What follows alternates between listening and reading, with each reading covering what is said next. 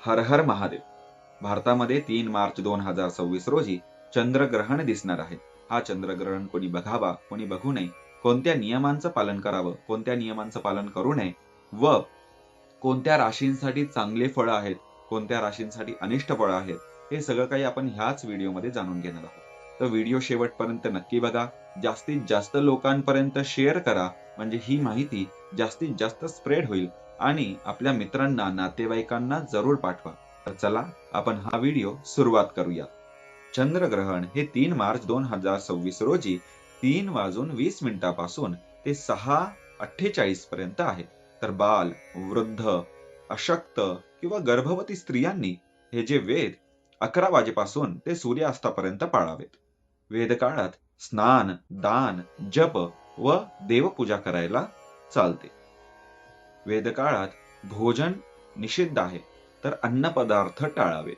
इतर आवश्यक गोष्टी म्हणजे पाणी पिणे, मलमूत्र विसर्जन करणे हे चालते. त्यासह झोप घेणे ही कर्मे सुद्धा करता येतात. मात्र मोक्ष काळात हे नक्की टाळावे. सूर्यास्त होताच स्नान करावे. पर्व काळामध्ये दान, होम, जप, श्राद्ध इत्यादी गोष्टी करावेत. कोणत्या राशींसाठी हा चंद्रग्रहण शुभ फळ देतोय? तर मिथुन, तूळ, वृश्चिक, मीन या राशींसाठी हा चंद्रग्रहण शुभ फळ देतोय.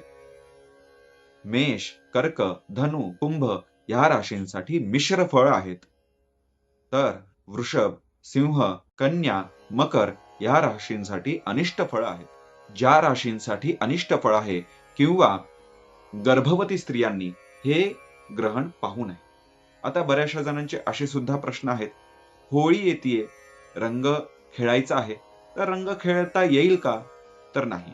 कारण 2 मार्चला आपल्याला होलिका दहन करायचंय आणि 3 मार्चला ग्रहण लागतंय.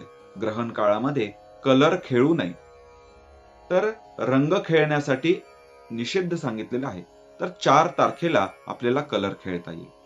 हा व्हिडिओ आवडला असेल तर लाईक करा, चॅनलला सबस्क्राईब करा आणि हा व्हिडिओ जास्तीत जास्त लोकांपर्यंत शेअर करा. हर हर महादेव.